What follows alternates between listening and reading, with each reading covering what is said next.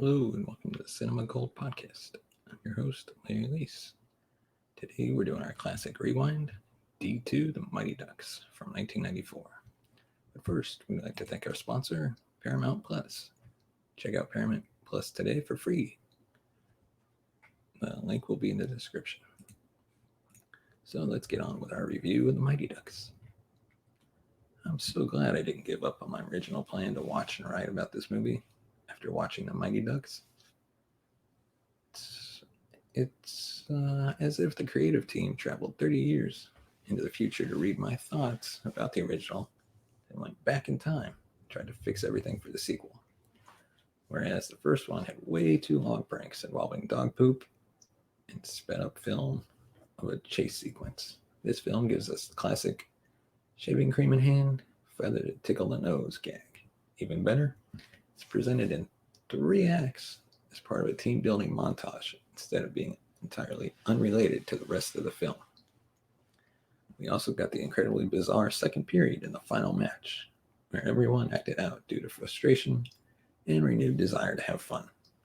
Then we got Coach Gordon Bombay reminding them that what they were doing wasn't a good way to win a hockey game.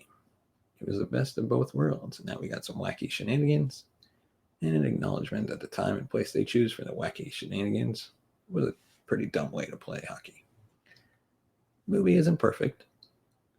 I would have liked to have seen the 2 women hockey players get a bit more to do. Despite all logic, a Viking who twice attacks Adam Banks earns only a 2-minute penalty each time.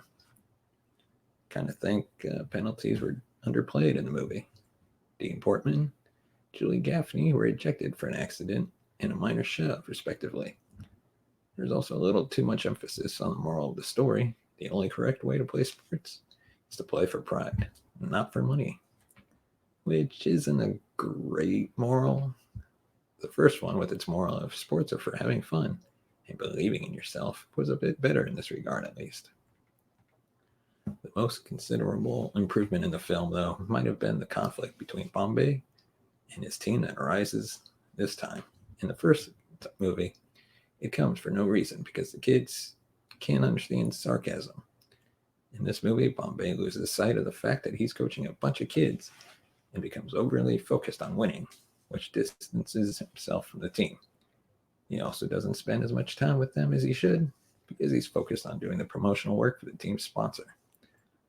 So when Fulton Reed and Portman find that he's going on a date with the Icelandic tutor, there's a reason for them to doubt him due to his behavior towards them before that.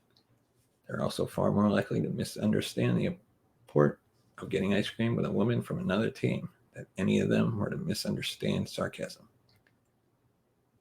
The characters were better in this movie too. I think in the first film, the team is comprised of a bunch of generic, sarcastic kids.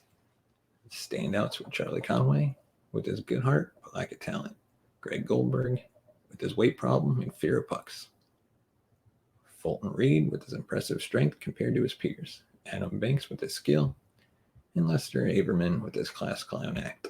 The first movie did have a figure skater on the team, but they didn't do enough with it. All of those characters were retained for the sequel, while the generic chaff was jettisoned. The movie then adds a Latino player who was very fast but couldn't stop, a cowboy who was very talented but prone to showboating, a new figure skater who better implemented that aspect into the game, streetwise kid from LA, which we will now show you a clip from D2, who I believe is the best character of the movie. Buy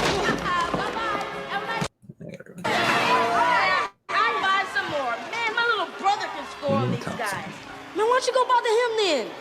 I ain't even got a little brother. Hey, Jesse, quit gabbing and get out there on the ice. Show me you want it, son. Go. Yeah, show us you want it, son. Let's go. Kane. Minutes for roughing. He dished you bad, G. Man, come here, man. Bye-bye. And Julie, whose only oddity was that she was a woman.